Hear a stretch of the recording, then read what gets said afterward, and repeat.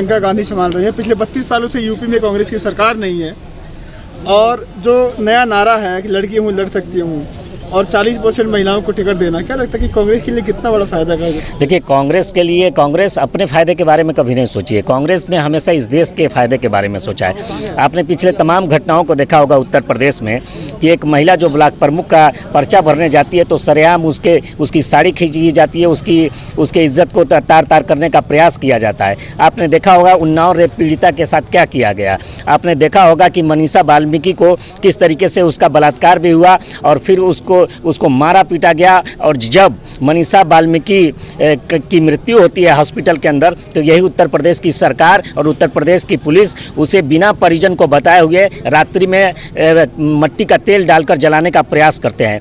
तो ये तमाम घटनाएं जो महिलाओं के सम्मान से जुड़ा हुआ है, उन महिलाओं के सम्मान को ऊपर उठाने के लिए और उनको सशक्त करने के लिए लोग कहते हैं कि हम महिला सुरक्षा देना। सुरक्षा तब होगी जब महिलाएं राजनीति में आएंगी और महिलाएं अपने राजनीतिक भागीदारी को प्राप्त करेंगी और वो काम कांग्रेस पार्टी प्रियंका गांधी जी कर रही है।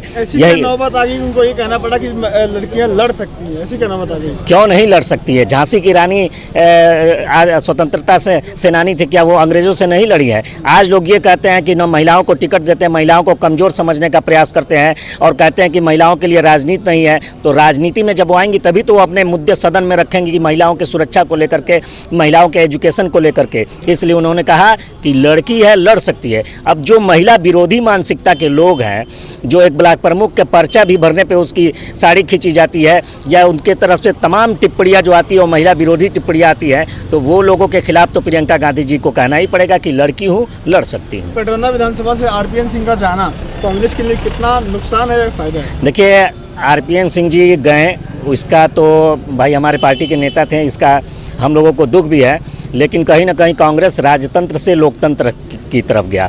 पहले कांग्रेस पार्टी में आप देख लीजिए 2012 में किसे लाया गया, 2017 में किसे लाया गया, तो वहाँ लोकतंत्र नहीं था। लोकतंत्र का मतलब कि एक आम साधारण कार्यकर्ता, मेरे जैसा कार्यकर्ता जो पिछले 12 साल से ज़मीन पर काम कर रहा था, तमाम धरना प्रदर्शन सारी चीज़ों को इस ज़िले में हम लोगों की यूथ कांग्रेस की टीम कर रही थी। लेकिन जैसे ही राजा साहब गए हैं तो उसके बाद इस साधारण कार्यकर्ता को न पैसा है, न बंगला है, न गाड़ी है, आदरणीय प्रियंका गांधी जी ने मौका दिया चुनाव लड़ने का।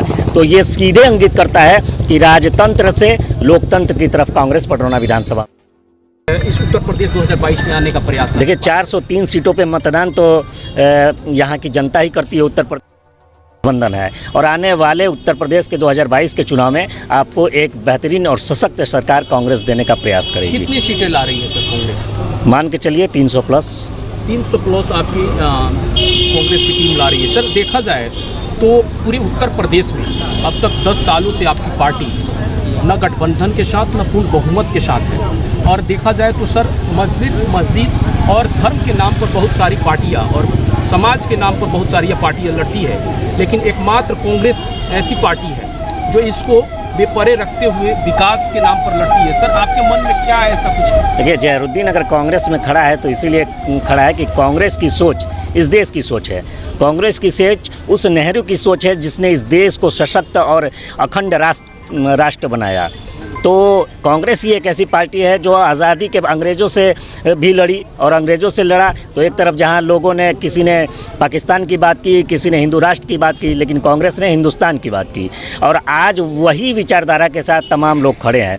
तो कांग्रेस की ये विचारधारा बिल्कुल नहीं है कि नफ़रत वाली राजनीति किया जाए, एक भाई को दूसरे भाई से लड़ाया जाए, एक भाई के दिल में दूसरे भाई के लिए नफरत डाला जाए। जाते जाते अपने विधानसभा की जो जनता है और साथ ही पूरे देश और उत्तर प्रदेश की जनता से क्या आह्वान करना चाहिए? देखिए, आह्वान तो मैं नौजवान हूँ, युवाओं से करूँगा कि देखिए, राजनीति में अगर आपको सशक्त बनना है तो अपनी आवाज़ उठानी होगी और अपनी आवाज़ ऐसे उठानी होगी कि राजनीतिक हिस्सेदारी मांगनी होगी।